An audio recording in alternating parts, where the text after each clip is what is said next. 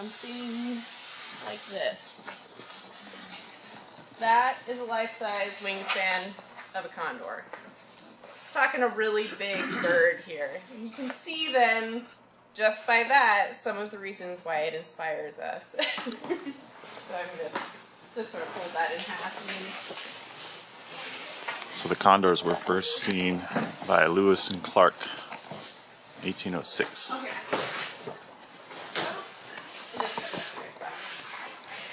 Oregon, Washington. So, other things we know. Some of the more sort of sciencey stuff, taxonomy. Condors are in the New World vulture family, and so that's going to include turkey vultures, black vultures, things like that. For some reason, we science geeks love to know the Latin name for every species out there, and for me, I could hardly care less, honestly, but there it is, Gymnogyps californianus, that's the California condor. Now, the oldest California condor fossils date from about 40,000 years ago, which is pretty long, but if you compare it to the oldest known vulture fossils, which are going to be in like Africa or Asia, Europe, those date to 37 million years ago. So, condors actually are relatively new to the scene, and one of the things you'll hear time and again is condors are relics of another age, and you should just let them go, and things like that. They really aren't that old in terms of, being on the planet. Another thing we know about condors, they're scavengers. This is showing up here, we have a condor feeding on a deer, and over here a whale that beached in the Big Sur coast area. They generally go for the larger dead things out there, but, sometimes we'll see them grab a dead squirrel or feed on a small coyote or something like that. They will eat anything that has died. I can't say I've seen them, mow down a dead lizard or something like that. That may be a little too small, but and they've evolved for this kind of lifestyle. So you see here, really no feathers on the head, very few. You can see that over here too. Pink is skin, as opposed to a fully feathered head. And that's because they stick their heads way in there and they pull them out with goo on them. And it's a lot easier to clean off skin than it is to clean off every single feather that they can't get to with their beaks, right? The only thing they can use are their feet for cleaning their heads. And then you see down here, condor foot and an eagle foot. The eagle foot is clearly, it can grab prey. Like, they can be on the wing, they can grab something with those talons. A condor foot, they couldn't grab something even if they tried. Their feet, they are strictly for walking around on the ground and gripping branches and things like that. They cannot pick up anything with their feet. So they're definitely not a raptor. They are definitely a scavenger. Another thing about condors is they take a while to mature. So this picture here on the left, this guy up here, it's about the first year to 2 years of life. That's what they look like. They've got this gray head, a little bit of fuzz on there. And then this would be another year later, another year, and this is by about 5 to 6 years old. They look like that. And by that age, by about 6 years old, they're mature enough to breed at that point. And then in terms of breeding, condors lay one egg. So one female lays one egg. Both of the parents incubate that egg. They incubate for about 2 months. The egg hatches, and then it's another 6 months in the nest for the chick. Finally, it'll start to take its first flights, but the parents stay with it. They still bring food to it because it can't make it to food yet. And a lot of times the chick will stay with the parents through the beginning of the next breeding cycle. So then the parents forego breeding that next year. So a condor will lay one egg typically every 2 years if they're successful. So they're very slow to reproduce. And you'll notice in this picture that condors do not build a nest. That is the nest. Wow. So there's often that question will come up. They don't put any sticks together. They find a cavity of some sort and they lay an egg. When is the breeding and the egg laying season? Egg laying usually gets started somewhere between February it's between February and April, maybe early May. So that means, it's a 8-month total time in the nest before the bird starts to fledge, and so that's usually somewhere between September to November that you see birds making their first flights out of the nest. Another thing we know. Okay, so this is showing sort of the distribution of California condors. And this is, a little bit, this is based on records of people's sightings. It's based on various things. So, it is a little bit like, well, we're not exactly sure that this is the range. But we do know that condors in the early 1800s ranged up into the southern part of Canada over here, down through all the western states and into the northern part of Mexico down there. But then by the 1960s, condors were restricted just to this sort of horseshoe range in central and southern California. And then even more dramatically, by 1982, this is the grand total of condors that was in the wild. So we had 22 condors in 1982. There were a handful more that were in captivity, but the population was plummeting fast. So, why do we care? Some people don't seem to care that much about whether condors live or die, whatever. But what are some reasons that we care? Well, one thing, as I said, they inspire us. They've inspired people through the millennia. The Chumash, this is a petroglyph of a condor in the Chumash area. Many native peoples have stories about condors, songs about condors, dances about condors. They've used their feathers. They've had various ceremonies that relate to them. They've depicted them in rock art. They have been important over the years to many different people. In the early 1900s, this guy hiked some heavy equipment out to get pictures of a trio, a family group of condors that were way out in the rugged mountains of Southern California. And not only did he carry his gear out there, this is a glass plate, he wanted to add the color. He wanted, he made the effort. He was inspired by them to show what these birds are. And then even more recently, we have an artist in residence program, sort of occasionally here. And you've probably all seen this in the visitor center, but this is a woman who was inspired to do a stained glass piece that was the condor flying over some of the pinnacles here. Just time after time, you see how they inspire. And then more of the science side of it. Condors are indicators of environmental health. So last year there was a big paper that came out that was an evaluation of all the condor deaths since condors have been released back into the wild. So that is from 1992, and the information that he was looking at went through to 2009. And the general idea is to try to identify, what are these factors that are making it that we can't recover this population? Why is it still so hard for the condors to live out there on their own with us being hands-off? So I'm going to have a couple of graphs, I'm sorry. And I will try to go through them so that they all make sense. But just to give a sense, okay, here we have the grand total of birds that existed from 1992 to 2009 is just about 350. This whole sort of peachy section are those that were still alive when he was looking at the whole population. But here we have about 130 that had died. So then he wants to go and look into, okay, what were the causes of death for these birds? Well, you've got about almost 60 of them that are unknown. The condor was never found. It just disappeared. It was found. It was so desiccated or something like that that when they tried to figure out what had killed it, couldn't figure it out. There's many different reasons of why it would be unknown. And it is a large chunk, the unknown, but there's nothing we can really do about that.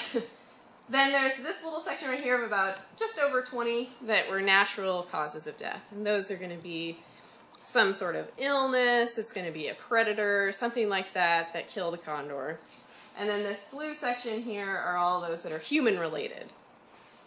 And in terms of this study, there's really nothing we can do about figuring out the unknowns, and there's not much we can do about the natural causes of death. But of course, maybe the human-related ones we can do something about. And it is a pretty large piece of the puzzle here. So then he goes into what are those human-related causes of death. And he separates it out between nestlings and juveniles and adults. And juveniles or adults means those birds that are out of the nest flying around versus these guys which are in the nest and the parents are bringing things to the nest. So that's the reason why he splits it out. For nestlings, this green is trash. So condor, adults, parents, some bring pieces of trash to the nest. And trash is this kind of stuff. Bits and pieces of glass, bottle caps, pop tabs, things like that. Small stuff that we're not really sure why the parents bring this stuff to the nest, but they do, and sometimes they do. And the nestlings will eat that, and when they eat so much of it, it can totally get compacted in their gut, and they can die. So back to this, that's the main cause for nestlings. Then we have juveniles and adults, and the two big ones that shine out here are the power line collisions and electrocutions, and the lead poisoning. So when you put them all together, you have these three that really stand out: trash, power lines, lead poisoning. So we looked at the trash. Power lines, this kind of stuff, they either run into the line in flight, and just the collision with the line itself breaks their wing or their neck or something like that, and they hit the ground. Or they can touch both of the lines, and you end up with an electrocution type event. And then lead. Here's an X-ray showing a huge piece of metal, which was later shown to be lead, that was in the gut of a condor. Yeah, this is an X-ray of a condor. These are the legs right here. This is a tail transmitter. And you've got these bright white things. That's some sort of metal. And if we can retrieve that, which a lot of times we're able to, we can analyze it. And in this case, we know it was a lead fragment. It's probably more than a fragment. It's probably most of a bullet, actually. So, here's the big thing. 79% of cases where condors have lead exposure, the source is attributed to lead ammunition. And there's a big study that goes into how exactly they attribute it to that. And I don't really want to go into it. It has to do with various lead isotopes and whatnot, which I have a hard time explaining to or understanding myself, so it doesn't really matter that much. But what we know is that really the majority of cases for condors where they're getting lead poisoning is from some sort of lead ammunition. Some people have asked, what's the other 20%?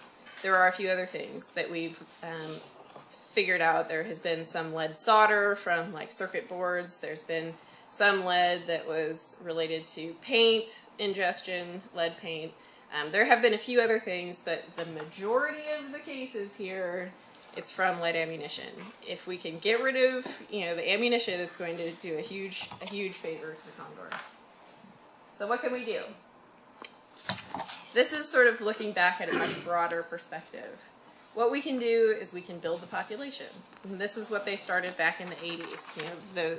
When I showed that picture showing there were 22 condors left. That really inspired some change. And the idea was, let's bring the condors into captivity and let's start a breeding program, which was super controversial at the time. Every single condor was trapped from the wild and taken into captivity. And so they started this whole process of hatching out little condors in captivity and raising them either with parents in nest boxes, basically, or they were doing things where they would take an egg out right after a female laid it, and she'll lay another egg if she loses her first one, and then they would take that one and they would rear it using a puppet that looks like a condor head. Pretty wild stuff. They figured out some pretty amazing things to really build the population more quickly than waiting for the condors to do their natural cycle. All those condors that are raised in captivity have to go somewhere, though. They're not just going to stay in the zoos, so we have different release sites, like here. Pinnacles is one of these release sites. And here you have, oh, sorry, wrong button. Here you have several condors that are in our flight pen here in the park. And you see all these dark heads, this guy, that one, that guy down there. and then one adult. And this adult is their mentor bird. It sort of teaches them some of the social hierarchy kind of stuff, and morning. And then shows them, how you rip into a carcass and all this kind of stuff. Like, the mentor's in there to just sort of coach them along. And then once we feel like they're ready to go, we'll release them out into the wild. So here's a bird for the first time, getting to stretch its wings outside of a cage, and joining some other birds that happen to be there that day. So we let them out of this big trap right here. They never see us when we do it. We're inside the building. We just sort of move a door so that they can get out. And so they make their entrance into the world for the first time. And a lot of times that's when they're about 1.5 to 2 years old. Other things we can do to help condors is we can put them in various places. So here, this is sort of the California condor range in California, but there's a release site down in Baja California, Mexico, and there's a release site in northern Arizona, and that population has really spread from Arizona over into Utah quite a bit. Is that at a park, national park or something? The Arizona population, they are released. They're managed by the Peregrine Fund, but they are released in the Vermilion Cliffs area of Grand Canyon. So the Peregrine Fund is really responsible for everything, but they are released right next to and in a national park. So other ways that we can help these condors is we can keep track of them. We can figure out what it is they're getting up to once they're out and released. So every single condor has a radio transmitter that looks something like this, and you all can take a look at that. This is a transmitter. There you go. That we put it on the wing of the bird. I probably have a picture showing that at some point. And using this kind of equipment right here, you'll see us out there. With that sort of antenna, we can pick up every single condor. Each condor has its own radio frequency, so it's like tuning into a different channel on the radio in the car. Every condor has its own station, basically, and it allows us to keep track of where they are across the land. And then some condors have these, which is a GPS unit. This we don't track out in the field. Instead, with that one, it's all through satellite, and we download the information every day, and we can get and basically points on a map of where the condors were yesterday or the day before. We can look over time, and we can store all of that information. I have a question. Yeah. Do you know their approximate range that they go? Well, they can fly easily 100 miles in a day. The picture this for around here, this Southern California population kind of goes up to about here. The Pinnacles and Big Sur populations go kind of in this area. It takes under an hour for a condor to fly from here over to the coast, which is about 40 miles away. So are they still looking for like sea mammals and stuff? Or? They do. Yeah. They do definitely feed on marine sources for sure. Yeah, but also deer, cows, anything like that they can find. Yeah, yeah. The printout there, is that from your GPS readings or from your combination GPS and visual? This is, I think, GPS. There's enough condors in all the different sites that have GPS that you can just sort of take all those points and put them on a map. But I'm not entirely sure how this map was made. And then also, do you have a broken one that we can use? Because we have, a ton of those ones, but not with the GPS. We're trying to get another one. Okay. So we have a broken one. Especially it shows the solar panel, too. Yeah, yep. The company who makes those, we have ordered, we'll have ones that die, and then they'll refurbish them so they look all nice and shiny like that. And I think we have another one that's coming shortly, and we can definitely order a third one. Yeah. Okay, so the other thing about tracking is we also do a lot of visual observations. We get out there with scopes, binoculars, all that kind of stuff, because as much as you can, track them with telemetry, really the better observations are actually seeing what they're doing. So we're out there every day. Our goal is to see condors as much as we can. And then the other thing we do is we do managed nesting. And a lot of folks, this is a scary sounding thing. You know, we go into these nests. Here you can see this is Scott, that's Gavin, coming out of this nest cavity right here. That's after doing a nestling check. So they were actually looking at holding, handling, and nestling.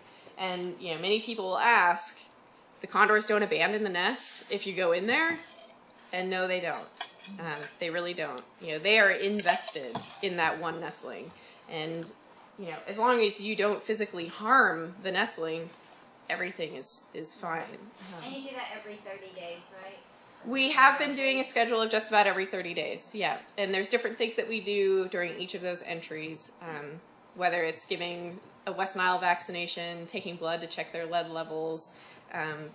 One of the last entries you do is to put a transmitter on one wing of the bird so that when they do fledge, you can track them. So we do a variety of things depending on what age the bird is. If the parent condor finds you in there, does it attack you? Or? They're not happy about us being there, and they almost always are. There's almost always one adult at the nest. Oh. So like this is the female right here after we did an egg check. We were checking the fertility of the egg. Or it could be, actually we may have swapped it, I can't remember exactly for that picture, but the female was there the whole time. And she will either move down the ledge back over here and watch what we're doing, or she flies out and comes back in, or whatever. And part of what we do is try to alleviate their stress by giving them something to take it out on. So like we'll put our boot out and, you know, fine, attack my boot, I don't care, you know, or you throw some piece of webbing that's attached to you so they can't like fly off with it. But, you know, have something out there that distracts them while we're doing this work. So other things we can do to help condors, there's the more official route. There's an actual official recovery plan that was designed by Fish and Wildlife Service with a lot of input. And the main points from this plan are that we are to have 3 distinct populations of condors, including a captive population. So if you think of that map that I showed earlier, we had sort of 3 different populations that are wild. And the Baja population, however, is quite small. They have a total of about 30 condors, which, you know, if we're talking here that we need 150 individuals in each population, they're not really up to that. But the California population is getting quite close to 150.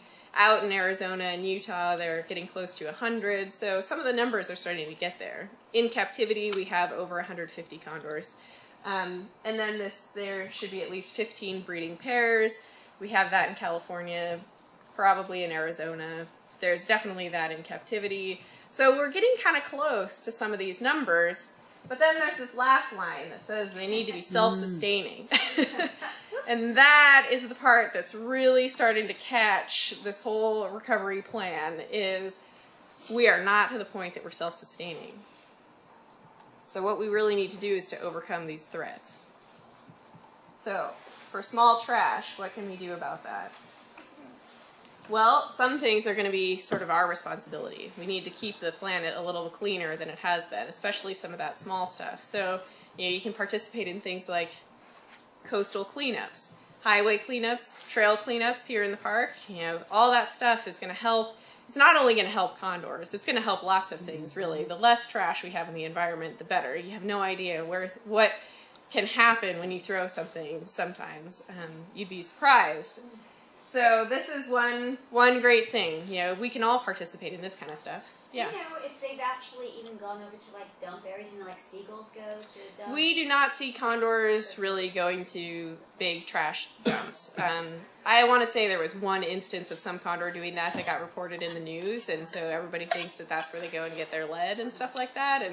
And we're not recording condors really going to municipal dumps. Now, sort of trash piles that are generated on some of the ranch lands that are in our area, we have documented condors going to those. And those are a lot, you know, they're smaller, a lot smaller. And there's just random stuff there, and for whatever reason they do sometimes go down to those. But they're attracted to shiny things, right? I don't know how much it's shiny. They just, you know, it's kind of like a toddler. You've got a 2-year-old, and what are they going to do? They're going to take everything that they can and put it in their mouth, right? condors experience the world a lot through their mouth. And so they take things, they take them in, they mandibulate them, they sort of chew on them a little bit, and sometimes they spit them out, and sometimes they swallow them, but later they can kind of regurgitate that and get it out of there, which the adults is usually fine with this kind of small trash. But those nestlings are so small that that's why this stuff gets impacted in there, we think, is, you know, they just can't process it. They can't get it out. So another thing, you know, we have power poles and power lines. So one of the things, PG&E has really worked pretty closely with the Condor program, and in places where they think there's high risk for condors hitting power lines or things like that, they'll put different things on the lines themselves that are diverters, or they make the line look more obvious. And so, you know, this would be your power line, the black, and then this is a kind of identifier on a line, so that this yellow thing sort of stands out more than a black line up in the sky somewhere. There's all sorts of different kinds of diverters. There's ones that hang down and spin and have reflectors and stuff like that. So if it's more of a concerned area, you could put something like that on it. The other thing, this particular bird right here, it was on a set of power lines in Big Sur, where I think it ended up killing 4 condors. And within about a 100-foot span, and PG&E worked first to install sort of wire so that condors couldn't get electrocuted on it, but then a condor ran into it and died, and so they actually eventually ended up burying this particular line. So PG&E has been a huge help in being responsive to particular spots that have been problems for condors. And then another thing that we've done is what we call aversion training. So in every single flight pen where there's condors, there's something that looks like this. A little power pole. Across the top of that power pole, there's some electric fence that has a little shocker so that if a condor lands on it, it gets this little zap, which isn't going to hurt it, you know, but just enough to be like, this is not a good place for me to perch. And so then when they get out into the wild, they don't perch on them out there either. And we have had really good success with this type of aversion training.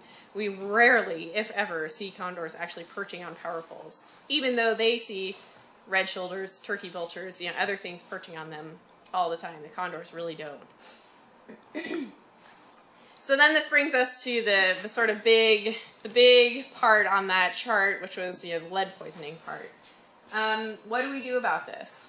Well, one thing is we really need to talk about the issue. We need to get out there and create partnerships with lots of different folks about, you know, how do we make the environment a safer place for condors, but also for other things. You know, lead in the environment is not a good thing. It affects lots of other kinds of birds. It can definitely affect mammals. You know, most folks don't really care too much if a coyote dies because it gets lead poisoning, but more people care if a golden eagle or a bald eagle dies because of it. And it's also been shown that, you know, lots of game birds like doves and things, they'll go and they'll pick up little pieces of lead and die from lead poisoning. So this is a problem not just for condors. So it is good to make it a broader discussion. And then, you know, we need to provide this message that this is a problem. This is something that we can do something about. You'll talk to people and you'll hear, oh, well, I thought lead was already banned. I didn't think you could use it for anything. Well, 15 years ago it was banned for hunting waterfowl.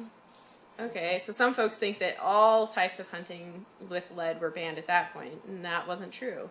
And then 5 years ago it was banned in the Condor range for big game hunting, but you can still do depredation using lead ammunition. You know, so there's loopholes, and there's lots of folks who don't know the nitty-gritty of the law, which makes sense. Yeah. I even still find out things. I'm like, oh, right, you know, and I have a vested interest in this. So the general person's not going to know that this is even an issue. And so one of the things about developing partnerships, this is just sort of some of the partnerships that we've already developed. These are different logos of agencies or organizations that are really working either with condors or with this sort of message to get it out there that, you know, we need to be reducing the amount of lead in ammunition that's being used. So what we really hope is that by overcoming these threats, we work together, we help change attitudes, and sometimes that's a pretty significant cultural change. We increase this awareness, and once folks have started to hear about this and feel like it's okay, then that seems a good time to actually implement it into policy changes. We do not necessarily recommend going straight for policy change. Most people don't really like that. So we want to spread the word. That's my final note here. This is a Condor release event from several years ago. There were, I think, close to 500 people who came out to have the chance to see a Condor get released for the first time. Can't remember if one actually did that day. We've had about a 50-50 success rate on that. Yeah, that's 2003, I think, and they didn't fly. Yeah, I kind of think you're right. But lots of people came out to sort of celebrate the Condor. And even though a Condor didn't fly that day, which I think you are right, there were quite a few that were flying in the area that had already been out and about. And so that was cool, to see a show. Condors can get people excited. So that's one of the things that is pretty cool about working with them. So that is the presentation. So now any questions that you have, and I forgot to pass around one of my last little things that I was supposed to, which is, this is basically the weight and size of a Condor egg. It's slightly not the right color, but it would be a little bluer white. But that is an egg that we will sometimes use if we replace an egg in a nest. So we'll put in an artificial egg for a little while and then bring an egg in that will hatch. So like if there's an infertile egg or something like that. Yeah. One of the questions I've gotten at the VC so far is people come in and say, where is a great place to go and see the condors flying? Exactly. So I think all of you know that there's condors that cruise along the ridge. They're right behind the campground. That is definitely an excellent place to see them, especially this time of year. There are quite a few trees along that ridge line where they like to perch and everything. The one thing I would caution, however, is if folks are really interested in photographs of condors, that whole ridgeline is in the closed area of the park, and so folks cannot hike up to those trees to take photos or anything. If they are specifically interested in trying to get photos of condors, the high peaks is going to be your best bet. For some reason, we do find year to year that condors spend a lot of time in the high peaks in the spring. And the times of day are going to be best if you get up there early in the morning or later in the evening. Condors tend to roost in a lot of the trees that are up there in, near the high peaks. So you're more guaranteed to see them. But that being said, they can cruise over anytime. You can be up there midday and have one fly by. It's hit and miss. It's very hit and miss. We get calls all the time, and the main issue is that we don't tell the public where the facility is. They're not to know where that is. We just tell them it's in the area that's off limits to the public. That's exactly right. Like this past weekend. Yeah, although I think they actually quite honestly were lost. But that is one thing. The deal with condors is they are still considered critically endangered. And because they are so endangered, the grand total population of condors is right at about 400, with nearly 200 of those in captivity. So we have basically just about 200 condors that are flying out and about, and we're lucky to have over 60 of those in our area here. But each and every one of those is important to the population. So whatever we can do to minimize the possibility of them becoming habituated to humans, of them, feeling like being really close to us is a great idea, the better. So that's why we have, a certain part of the park that's off limits and has been closed since the beginning of the program, 10 years ago. And that at least until we feel like condors are getting closer to being delisted or something like that, that area will probably remain closed. It's not for people to hike into, it's not for folks to really be out there. Now, that being said, this picture right here is in the closed area. And there's one day every few years or so that we will invite the public out there potentially to see a condor get released. And that's about it. And it kind of it's funny because, you question, well, then all these people know where everything is, and it's true, but, you hope that these are folks that really care, and that they wouldn't do something that would really jeopardize the condor.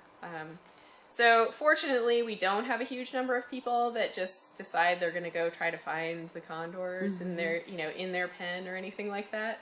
And just so you know, we do have video surveillance up there.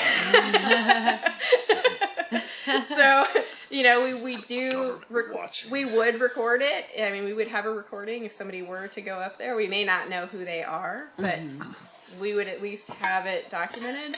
And we really don't see it very often. Yeah. Which is good. Yeah. So people are respecting that, okay, this is an area that's closed and I know I can't go out there.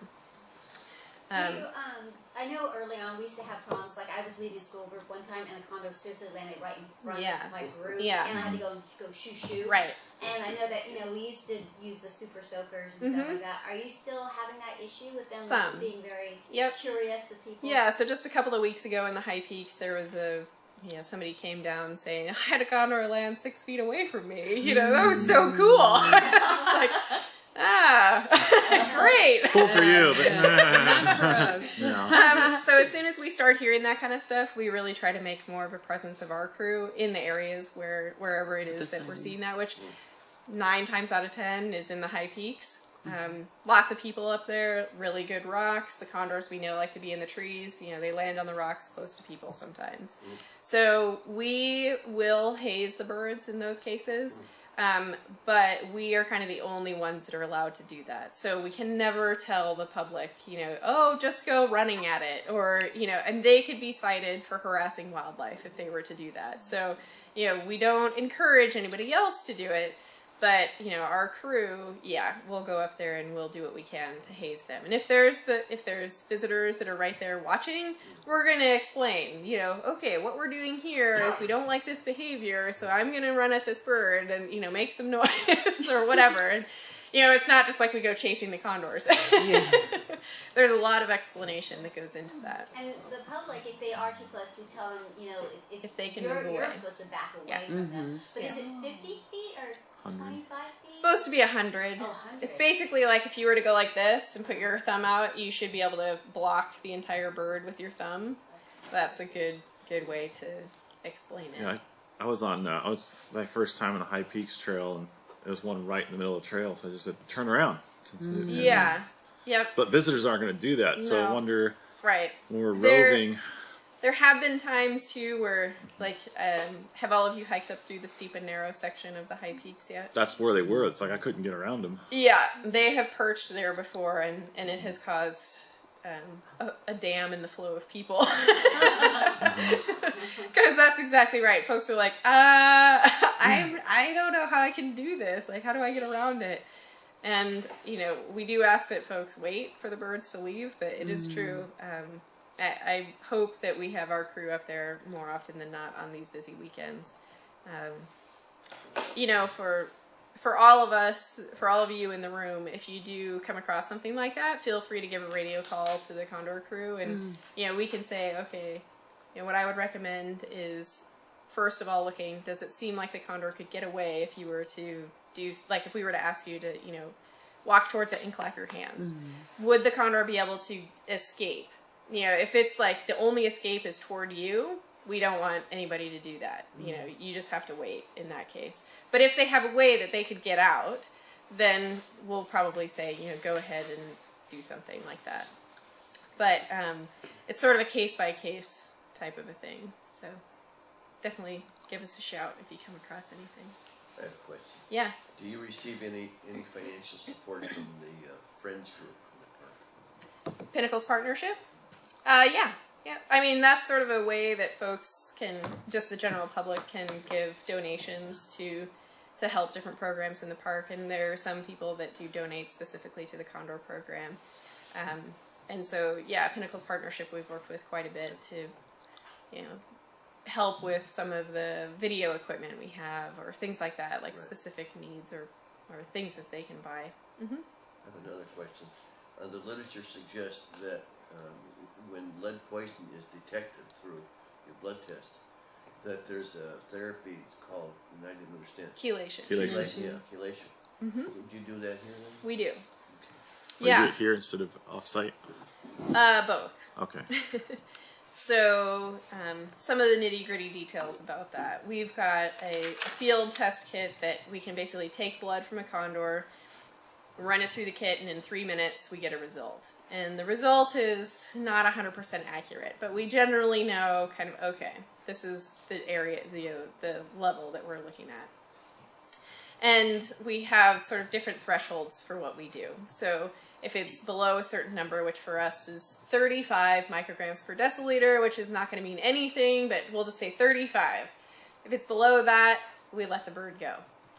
If it's between 35 and 65, which is 65 is the highest that our field testers will tell us a result, we will treat the bird here in the park. And we have what we call the Condor Care Unit, which some of you, if you know where I live up the hill, there's this huge white, what looks like ATV trailer parked in my front driveway. And no, I do not go to Hollister Hills every weekend. I wonder what that was. Yeah.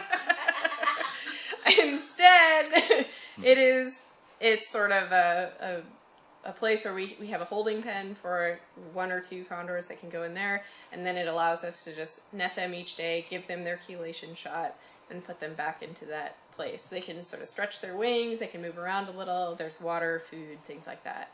The chelation therapy is a shot every day for 5 days, a couple of days of rest, recheck their blood. If the levels come down enough, we proceed from there as to releasing them or holding them and doing another round. It depends.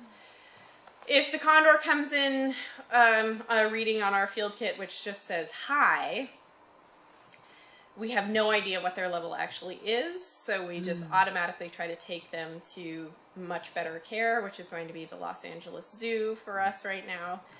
So we will drive any condors that come in with that level that reads high there. They get radiographed, and then from there we go, they take over everything with taking care of that bird until it's down to a level that we could release it, drive the bird back up here, and then let it go again. So that is sort of our process for chelating and for treating the birds. Alacia, but the actual chelation process, it collects the lead in the system, in the blood system? Yes. And then how does it pass? It's just in their pee, basically. Okay, so it passes through there. Okay. Yep. All right. Yeah. How often do you do that? Like per year? Well, we track the condors. We try to track the whole flock twice a year. And we found that generally we treat 20 to 30% of the birds each, in a year. And that doesn't mean that all of those go to LA or anything, but that there are quite a few that we do treat. And I would say, 5 to 7 of them get transferred to LA. So by those each statistics then, are you saying then that there's continued lead poisoning in the immediate area? Yes. Yeah. All right. And the literature also suggests that there's a self-serving way that we may try to remediate this by using green bullets. Right. So that is one thing I didn't talk about, is there are alternatives to lead ammunition that are available. So we say they're non-lead ammunition. And it's sort of a funny thing. Terminology is so important in this discussion. And most hunters do not resonate with the term green, is what we've discovered. So, and they also, non-toxic is kind of one of those, like, well, you have... Well, so there's alternatives to, especially for like rifles. And so if you're doing deer hunting, pig hunting, things like that, there's a pretty good array of non-lead ammunition that's available now. But if you're doing a lot of shotgun hunting, there's less. And if you're doing hunting of using a small rifle, so like a .22, there's only a few options, and so far they aren't great. And 22s are one of the most common rifles. So that is an area that's really a concern. Because the biggest thing that I think is a misconception is that you'll hear people that say this first step of getting rid of lead ammunition is the first step of taking away our rights for hunting. Right. And with the 22, because the alternatives aren't that great, it almost is doing that. It's not, but the manufacturers need to come up with better stuff, but they haven't yet. And so it's a process, but it's it does give a little bit more of like, this is a harder thing to be like, oh yeah, there's great stuff right here, just use this instead. And the other thing with all of it is the condors really, really benefit from having hunting on the landscape. If people are leaving gut piles out in the field and they've used a copper bullet, that's awesome. Like, please, leave it. Don't bury it. Leave it out there. Like, some things can eat that. And then depredation of stuff. Like, most people who depredate animals, which is going to be like shooting a coyote that is, potentially stalking your livestock, or squirrels on your property where, they're burrowing under your house or under your road or, whatever, like getting rid of the squirrels. Sometimes deer are even considered pest species, especially in areas with vineyards. So there are different species. Pigs are often killed for depredation just because they kind of go all over and eat everything. And rototill fields and things like that. So all those species, if you see them actually causing harm, you can shoot them with anything. And most people are not collecting those. They're just leaving them on the land. Yeah, because the lead bullets are supposedly they're cheaper, especially if you're shooting like massive amounts of squirrels on your property and right. So you're not going to use an expensive bullet to shoot vermin. For the squirrels, it is particularly a problem. For pigs, for all that other stuff, the ammunition prices for the non-lead has come down dramatically. And it is not nearly as much of a price difference as it was a few years ago. So that has really been great. There's a lot more manufacturers, and there's a lot more option at this point than there have been. Are you folks partnering with the manufacturers? As best we can, but they don't really want to hear too much from us, so we try to work with different partners to work with them. And that's the whole thing, is just developing these different partnerships, because we may not be the best voice to talk to, a particular company or a particular person, but if we're friends with this person right here who really has more of an impact that way, then that's great. That's what this is all about, is that kind of networking. If the message came from the NRA. The what? If the message came from the NRA. Yeah. That would be an improvement. That's part of the thinking, is that if the ammunition is safer for users, then that's the self-serving part. Right. Yeah, so and that argument is very clear for anybody who's hunting pigs or deer to bring home, elk, anything like that they're bringing home and feeding their families. Like, that is a personal, wow, this would be better for my health if I didn't use lead. But for folks that are out there doing depredation, it doesn't ring in the same way. No. Because they're not eating it. Events that we've had in the past, they seem like they were really positive, with people leaving things, with a better understanding and everything of not only the accuracy of the bullets, but also the impact on the wildlife and themselves. So I think those were really... So I think next week, is that right? You guys are doing a non-lead demonstration with Scott. Oh, okay. So he's going to show you all this really cool stuff. And yeah, there's some great demonstrations that have been developed over the last several years of really showing the differences between these types of ammunition that we're talking about, and how how they perform and all the different talking points that come with that. Yeah. I did some Condor chats last weekend, just when people waiting for the shuttle bus. Yeah. when I just trying to get to, new here, learning my audience, I'd ask, does anyone, use firearms or anything like that? Anyone do hunting? And I just get a lot of blank stares. Yeah. So it seems like our visiting public is not the exactly issue at all, No. In terms of actually going out there and using the stuff, no. But the visiting audience is the group that if we say, hey, you know what? Lead ammunition is still being used.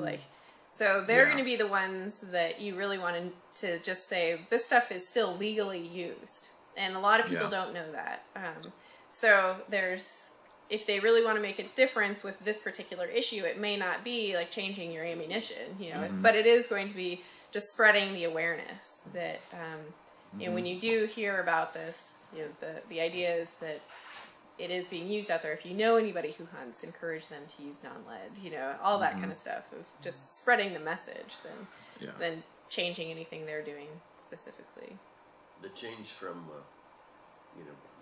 from lead to non-lead with waterfowl. I mean, they're fits and starts. Oh yeah, yep, and it's very much the same. Yeah. Although that was potentially worse because the ammunition available for waterfowl hunting was significantly inferior. That was not lead. It took quite a few years before they finally got all that figured out, and the ammunition for big game hunting had already been developed for this kind of stuff. So in fact, it's considered high performance. It's often more accurate than a lot of the lead stuff. So it's interesting how there is some things that are slightly better in our new situation. But yeah, the waterfowl ban on using lead did have some pretty major troubles. Other questions about Condor's program here? Any of that? Thank you for the work you do. Yeah. Thank you. Glad to be here this morning. Do the condors that have been released from the cage ever try to go back in the cage? So that's the way that we trap our birds every year. Is let's see if where are we at? How far back do I have to go?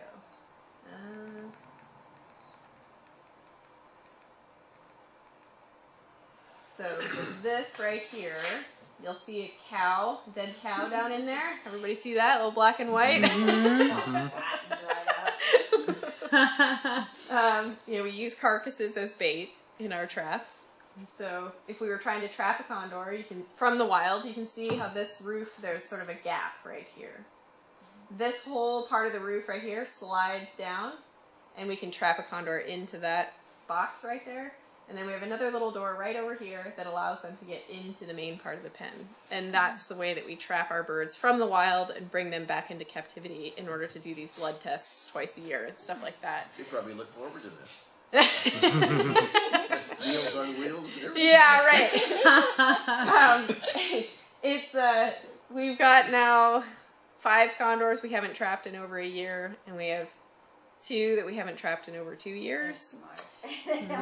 Those guys are really giving us grief because all their transmitters are starting to die. So we have a really hard time keeping track of them and what they're up to. So we're starting to think about other methods of how we're going to trap those birds. But this is an effective way for most of the flock, is just they come back into that trap. And so yes, the birds that are released out of there, they do come back on their own volition. Not that they necessarily think they're going to end up back inside the actual pen, though. They don't really know. They aren't like, yay, I'm really glad to be back in here. It's more like, oh, how'd I end up back in here? But yeah. And you guys are still doing carcass emplacements every 2 weeks, 3 weeks? We put out carcasses twice a week. Twice a week. Yeah. And we always do that at night. The biggest way to make an animal be your pet is if you feed it. And so the thing that we try to distance ourselves the most with these birds is their food and us. So we do it at night. Condors, they can't see very well at night. They're like us. So the birds in the pen, probably have some inkling that it's probably us. But at some of the other sites that are just sort of the tops of hills and things, they don't really see us doing that. So, carcass appears. And Yeah. I don't know how I've gone 12 years without helping out with the carcass placement. Well, if you want to do one tonight. I'm trying that. It's a lot easier now because we don't have to hike as far as you used to have to hike. True.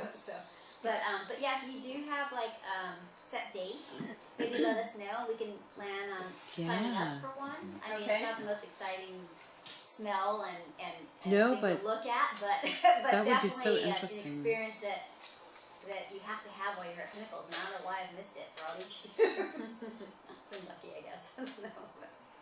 Yeah, you may think that after. We had somebody. When you're done and that smell of you driving home with. Well, we had an SCA that, like, after the second time or first time they did it, they were like, I'm done. They were like, I am out of here. In terms of working on the project or doing a carcass placement? No, I remember it was one of your guys' SCAs. We had an intern who came here for 3 days and left. She drove all the way across the country, got here, and drove back. Yeah. But it wasn't because of the carcasses. Oh, okay. Yeah. We try to terrify our interns now before we get them here. The interview questions, man, you're going to be hiking at 110 degrees with a 40-pound pack, and it's all day, and all this stuff. Just because the work is hard. A lot of people really think, cool, I get to work with condors, and then they forget that the reality is you sit out there in the heat, in the cold, in the wind, and all this stuff, and you can sit in one spot for 8 hours. You may or may not see condors. There's some very tedious aspects to the program, and being out in the field. But some people get so enchanted with the idea of working with condors that they forget about some of the other stuff.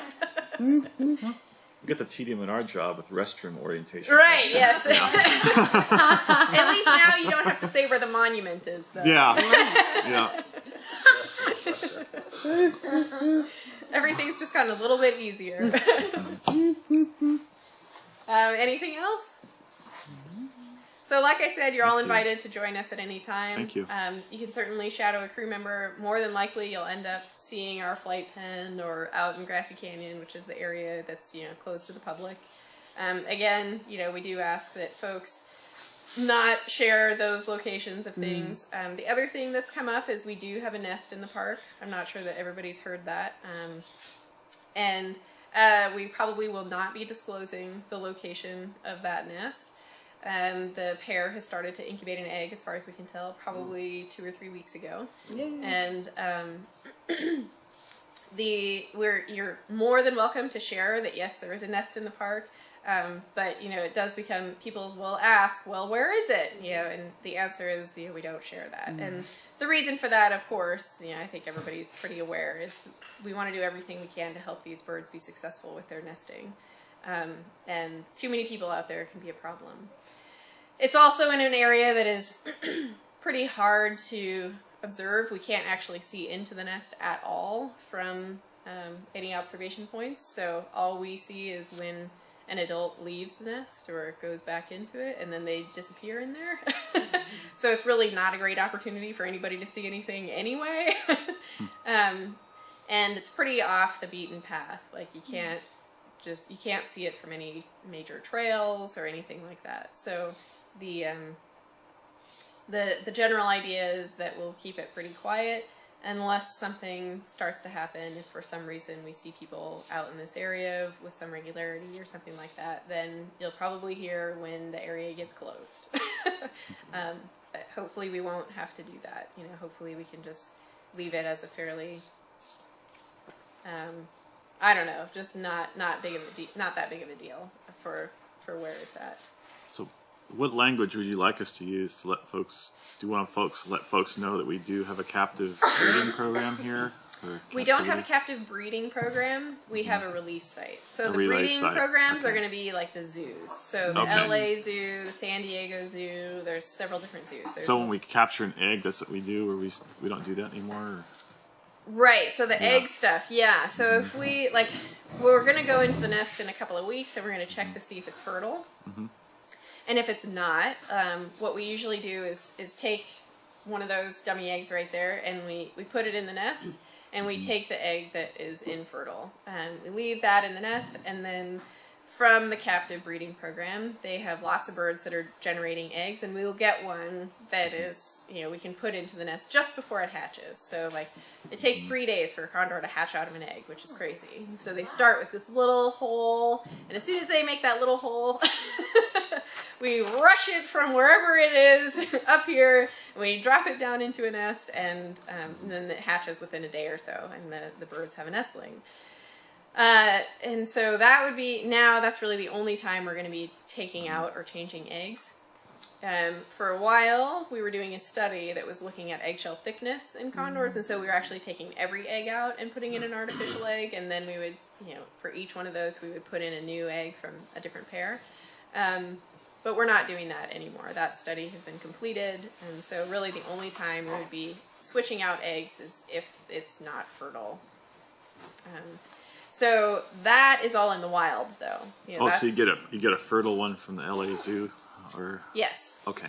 Exactly. All yeah. Right. Do you want us to share that information with the public or not? In terms of that we do swap out if the eggs are not fertile. It's fine. Okay. I mean, if folks are asking, I would be surprised if many people are really like, so what exactly, They tend to just ask, are they breeding? Yeah, that's what they right. ask. Yep. And I mean, we don't hide any of this kind of stuff. Like, it's fine. The main thing is just, for folks, the idea is that we're trying to give the condors the best chance we can of having a successful nest. And the first thing is, if the egg's not fertile, it's not going anywhere. Yeah. Especially for the younger birds that are just starting and practicing and trying. Yeah, and sometimes first-time females, they don't lay a fertile egg. That was the case for the first pair in the park. Or something goes wrong in the first week or something, that it dies or whatever. But so we go in usually at about a month old for the egg to check the egg to make sure it's fertile. If it is, we leave it. If it's not, then we'll do that sort of swap scenario. So how many bird? When was our first? Like, what's the numbers? Like, how many have bred successfully in the Big Sur and Pinnacles area? Somebody else asked me this question not that long ago, and I didn't have the numbers at my fingertips then either. We have had breeding in Central California now for 6 years, I think. Because what's really cool about the nest in the park is that it is the female is the very first bird to have fledged from Central California. So the first wild nest, first bird to come out of wild nest in Big Sur, she's now laid her first egg, which is awesome. So we're getting to the second generation of condors. And so she's about 6 years old this May or something like that. And they don't even start to breed until they're 6 to 8, right? Or something like that. They Yeah. have a fairly long, slow reproductive system. Exactly. Yeah. Yeah. So it's been a long, slow process getting the birds to reproduce on their own in the wild then. Yeah. Recently. Well, and that's partly because of how long it takes them to mature. Yeah. We get condors from the zoos when they're a year old or a year and a half old or something like that. So then it's another 5 years before they're even able to think about it. Yeah. And not every condor breeds the first year that it can. There's some 10-year-old condors now that still haven't bred, so I'm not exactly sure what the inner workings are of the condor flock for why some do and some don't right at the beginning, but that is what we find is, generally around 6 years old is going to be the youngest. We have had one that was 5.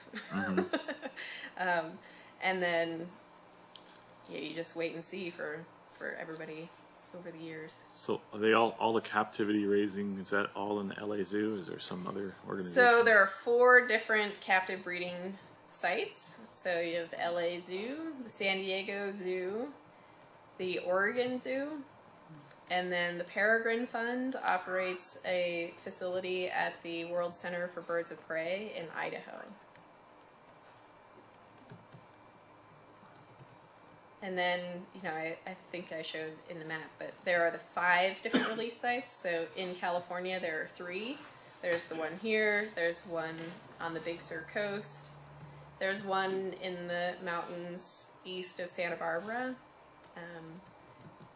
so the Tehachapies, I guess. And then the one in the Vermilion Cliffs area in Arizona, and then the one in Baja, California, which is at a park, San Pedro de Martir, I think. Our national park there. Mm-hmm. But even the Mexico release site gets all of their birds to release from the different facilities in the U.S. Must be a lot of paperwork getting condors across. You want to talk about a bureaucracy? Yeah. Transferring endangered species across. Oh gosh. Oh. Into another country. What I hear you saying is that there's attempts to minimize inbreeding, so that there's various strains. That is exactly right. Yeah, there have been geneticists involved in the program since the very beginning, and they outlined, what are the most genetically distinct birds, and how are we going to maximize this gene pool? Because with so few, you really do have, the potential for weird diseases that start to show up, or weird abnormalities in the growth of the birds, or infertile eggs, or things like that. So they've really worked to, okay, this pair is a pair for 6 years, and they produce however many young, and those young go to all these different release sites. Then you break that pair and you pair them with others so that their genes intermix that way with those. And again, they really figure out, for each bird, what release site should it go to in order to really have the broadest diversity that you can. It's quite a bit of work, figuring that out. So when folks ask like how many condors are in Pinnacles, we could just say they're part of the Big Sur Pinnacles. Yep. So grouping that's up to 60 individuals right now. Right. So we ourselves are responsible for 34 condors as soon as we get the last one out next week. So there's about that many in the park. Well, that's how many Pinnacles specifically manages. But the Pinnacles birds and the Big Sur birds intermingle like crazy. So every day we're tracking all of the Central California birds, which between their site and ours, I think we must be at 66 condors. The pair that's breeding this season so far. Yeah. Because in the past we've had one bird from Pinnacles, one bird from... It's the same. The same pair?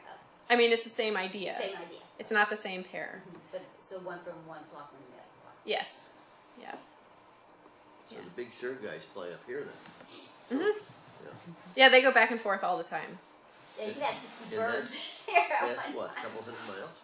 No. From here to Big Sur is about 40 miles. As a condor flies, Yeah, not as the RV or the. It takes them less time to get back and forth than it takes me to get over there. Yeah. For sure. I drove up on the Pacific Highway dragging the trailer and scared this. Yeah, right, exactly. Yeah, so in Big Sur, the Ventana Wildlife Society, they're the folks who manage that population. And so they've got folks out tracking in the field every day, just like we do. And their sort of field office is based out near Andrew Malera State Park. But the condors are generally south of there. They're sort of, you can see them along the coast for sure, pretty often. In fact, if folks are asking, where condors are and there aren't any in the park, you can always tell them to go over to Big Sur. Because there's a chance they'll see them there too. There's a state park there. Yeah, there's quite a few. I mean, just along the highway, there's places, big trees that they like to perch in and stuff like that. I was driving though. Well, there's a lot of pullouts. Yeah. Mm-hmm. Last week, driving up to Bear Gulch early in the morning, about 8 o'clock, going up the road, there was a condor perching on a branch going over the road.